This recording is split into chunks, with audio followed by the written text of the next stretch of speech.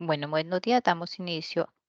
a la clase de derechos del curso de Derechos Humanos, cuyo tema que vamos a abordar será el de Derechos Humanos y Empresa. Recordemos que en la clase anterior vimos la definición del concepto y la estrategia de el valor compartido como una evolución de la responsabilidad social empresarial, cuyos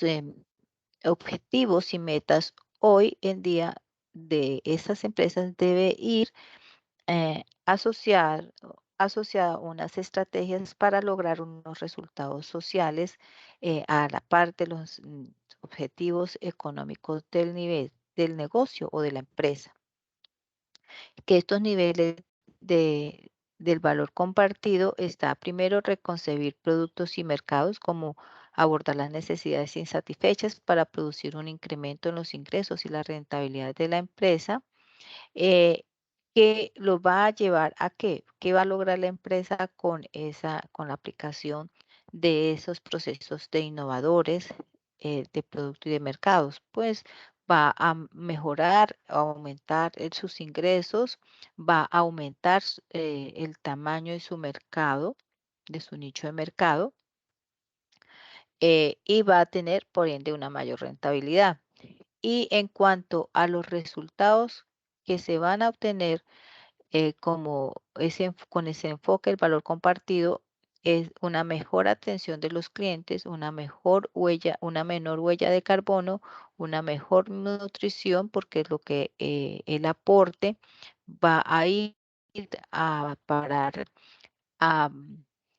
muy seguramente a los impuestos municipales o de su ciudad o de su comunidad, y esto va a redundar en mejores procesos para la nutrición, en una mejor educación, una mejor infraestructura, unos mejores lugares ambientales,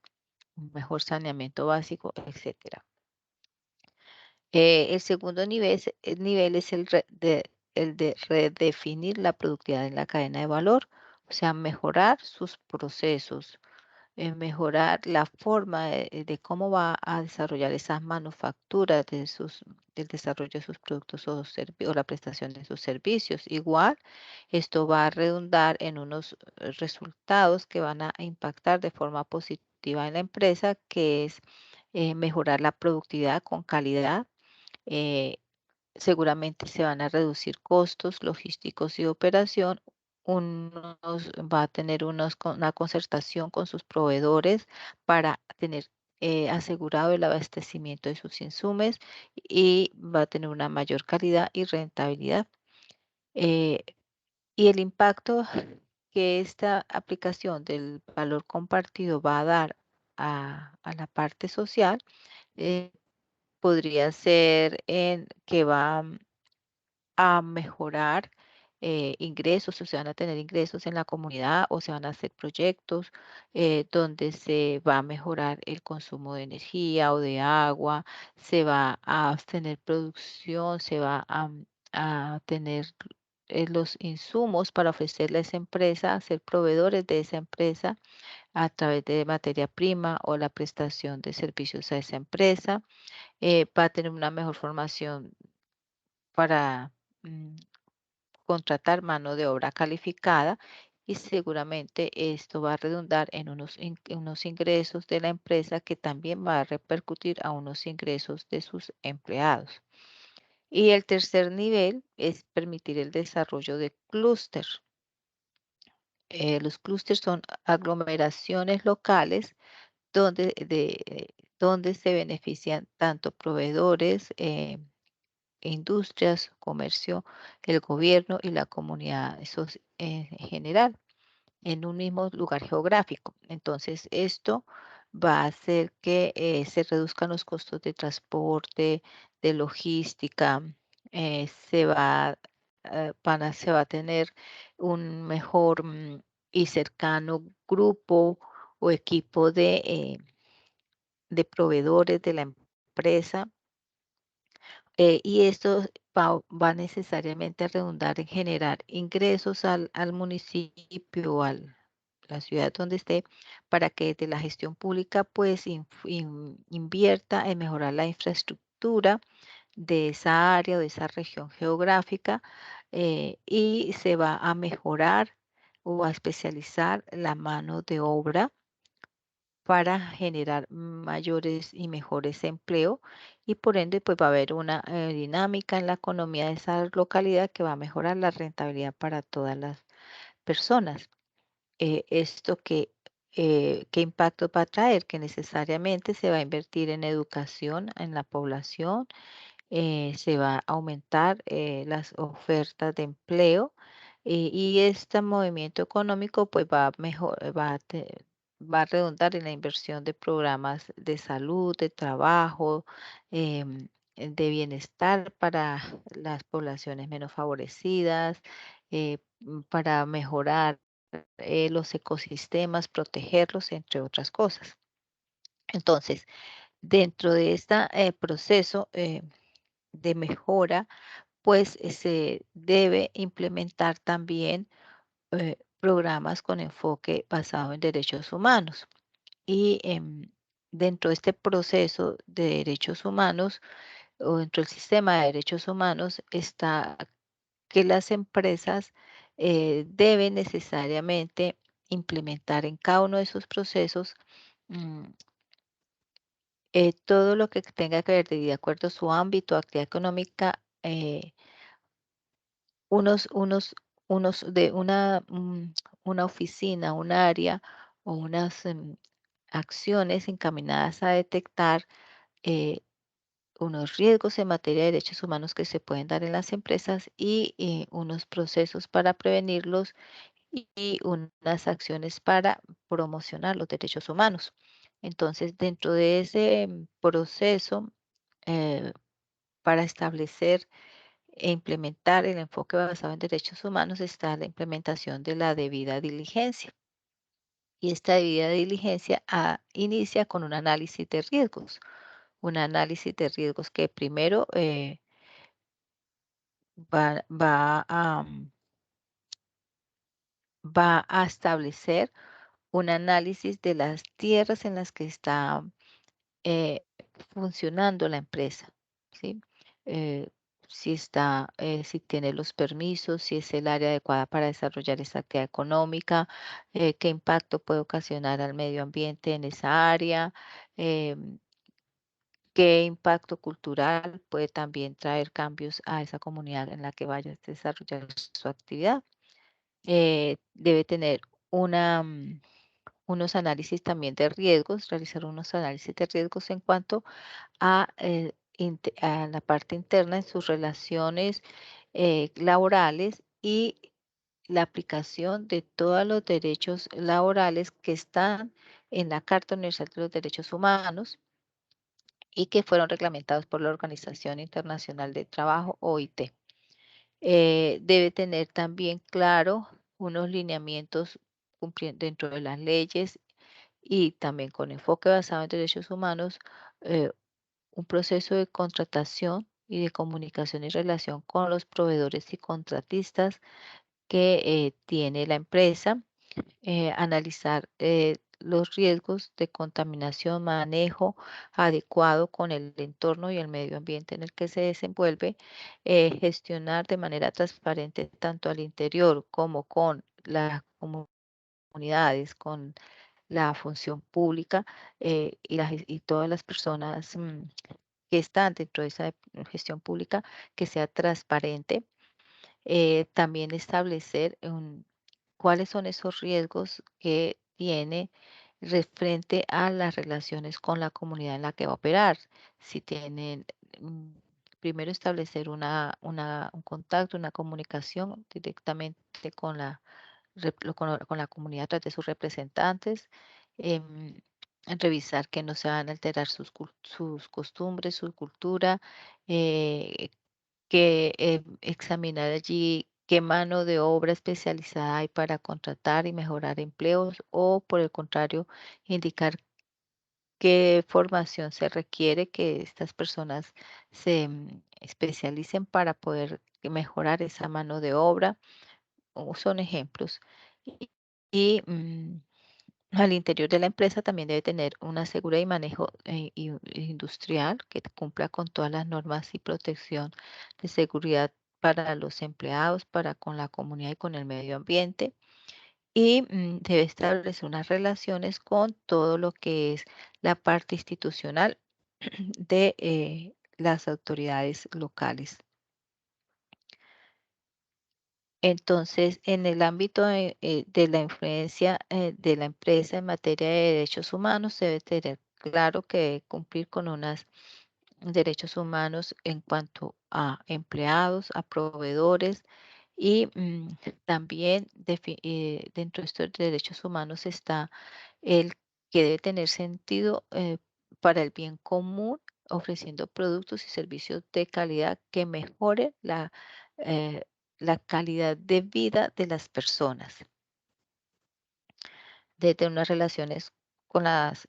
autoridades de la localidad, eh, debe tener unas actividades muy controladas y muy bien caracterizadas de sus procesos internos de la empresa. Debe tener también unas estrategias para aplicar, por ejemplo, programas y acciones de valor compartido o responsabilidad social empresarial, y debe tener una amplia política para establecer una relación con las autoridades locales, nacionales o internacionales, si es necesario. Entonces, para implementar ese proceso de la debida diligencia, las empresas deben comparar, analizar y realizar un proceso de toma de decisiones informado basado en los costos y los beneficios asociados a la implementación de estándares de diferente tipo en materia de derechos humanos. ¿Cómo inicia ese proceso en materia de derechos humanos? Pues primero deben establecer unos mecanismos de alerta para detectar los abusos a los derechos humanos y quiénes son los autores de esos abusos de los derechos humanos. Al identificar esas cuestiones de riesgo de derechos humanos que la empresa debe gestionar a corto, mediano y largo plazo a través de ese sistema de alertas, ¿no? Luego, gestionar de manera responsable los impactos que se dieron ante un abuso o una vulneración de los derechos humanos al interior de la empresa o con la comunidad por, por culpa de la empresa. Y entonces para eso es necesario que la empresa establezca una política de derechos humanos basada en la Carta Universal de los Derechos Humanos y innovar en la gestión, en las prácticas, en los productos y servicios, incorporando la dimensión de los derechos humanos, implicar o involucrar a todos los socios de la empresa, a todos sus trabajadores en esos procesos o esas políticas de derechos humanos, estar evaluando constantemente y de manera independiente la gestión que está desarrollando propia de su actividad económica y los impactos que están generando tanto al interior como al exterior de la empresa y difundir esa política de derechos humanos de la empresa al interior de la empresa y con las mismas autoridades locales y la comunidad. Eh, Esa gestión responsable va a llevar a que esa política de derechos humanos sea sea parte de esa visión estratégica del negocio a partir de acciones que promocionen los derechos humanos. Y para esto, dentro de esa visión estratégica está el compromiso y de acuerdo a lo que dice la Carta Universal de los Derechos Humanos y Empresa, las empresas deben comprometerse con los derechos humanos para tomar decisiones a la hora de accionar sus objetivos organizacionales. También debe tener claro la necesidad de ofrecer calidad en cada uno de sus procesos, productos o servicios que ofrece la empresa y desarrollar activamente prácticas de promoción de derechos humanos en todas las áreas de influencia en que la empresa tenga, pues, relación directa. Los elementos del proceso de la debida diligencia mm, parten del ciclo PHBA. Entonces, lo primero que hay que identificar y evaluar esos riesgos. Para poder planificar, es necesario conocer esos riesgos y establecer esos impactos potenciales sobre los derechos humanos en los que pueda verse implicada la empresa. Luego debe integrar a partir de la prevención y de la mitigación, eh, eh, establecer cuáles son esas acciones que debe hacer la empresa y que debe integrar las conclusiones de esos análisis de impactos en el marco de las funciones y procesos internos pertinentes y tomar las medidas oportunas para cada una de esas acciones. Luego debe actuar para poder responder ante esas necesidades o ante esos impactos que ha generado una vulneración del derecho humano o esos riesgos latentes que hay. Entonces las empresas deben hacer seguimiento a la eficacia de esas respuestas frente a esos impactos reales o potenciales de los derechos humanos y la empresa debe estar comunicando eh, las conclusiones, los resultados después de validar esas medidas adoptadas para enfrentar los impactos de esas actividades sobre los derechos humanos, tanto a las personas afectadas como de manera oficial cuando el contexto de operación lo requiera. Eh, para que esa debida diligencia funcione dentro de una empresa, ya sea pública o privada, deben establecerse los mecanismos de quejas y reclamos o PQRs que ya todos conocemos que tienen las empresas. Ese proceso pues debe ser legítimo y confiable, o sea, debe realmente tener un fundamento de análisis, un procesamiento de esa información y para poder dar una respuesta al afectado y a la comunidad. Debe ser público y accesible, debe ser transparente, debe estar basado en el diálogo constructivo, debe de ser predecible, proporcional, culturalmente apropiado, confidencial, acceso, debe proveer, mm, alimentar o dar acceso a los otros mecanismos de participación eh, y también debe ser justo y empoderador y debe ser una fuente de aprendizaje para evitar que esos hechos se vuelvan a suceder. Por lo tanto, la queja o reclamo que ingrese y sea radicada en la empresa debe tener una retroalimentación constante y una publicación de resultados. Este proceso de queja o reclamo inicia con eh, la recepción de una queja y reclamo. Esta debe ser publicada en una página o en un medio de difusión de la empresa y debe entonces darse una respuesta inicial de que se va a estudiar, se va a analizar y que en tanto tiempo se le va a dar una respuesta. eh, y a partir de ese registro, de ese recibo y registro de la queja o reclamo, pues va a empezar a correr un tiempo en el cual se va a dar un proceso de investigación, una revisión de todas las causas, actores, personas que intervinieron en la vulneración o en la afectación de un derecho humano dentro de la empresa o de la empresa con la comunidad o viceversa, también podría darse o con las autoridades locales. Mm, Dentro de ese proceso de revisión, pues se dan unas sesiones de acuerdo entre las partes, se dan unas opciones o unas pautas o se hacen unas proposiciones para solucionar y llegar a un acuerdo entre afectados y la empresa. Se debe responder por escrito a esos acuerdos que llegaron y concluir publicando los resultados y esos resultados, esas conclusiones o esas acciones que se dieron a partir de ese hecho deben de ser integradas al mejoramiento de cada proceso o al mejoramiento del mismo proceso de promoción de derechos humanos en la empresa y estar monitoreando y evaluando esos indicadores o esos resultados que se dieron. Eh,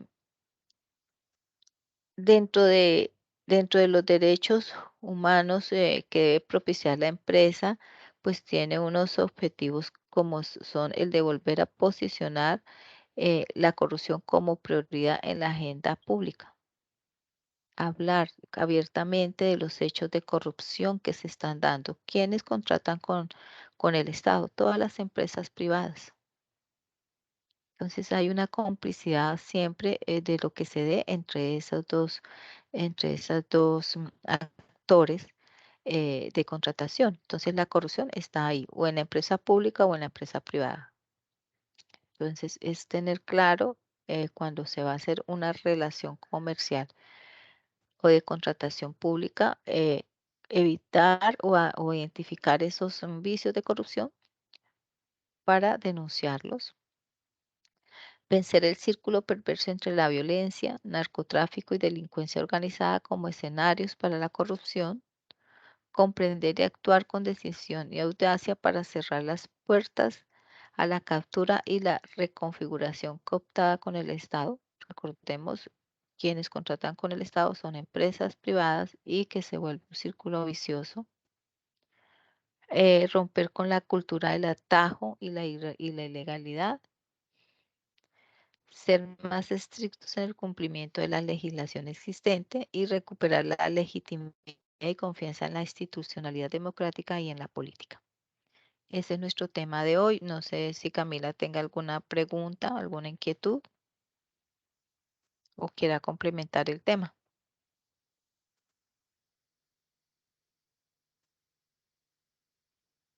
Bueno, no recibo respuesta de Camila, entonces esta es la última clase del curso. El curso se cierra eh, mañana 11 de agosto a las 11:30 de la noche. Y el día viernes se estarán publicando los resultados finales del curso. Que tengan un feliz día.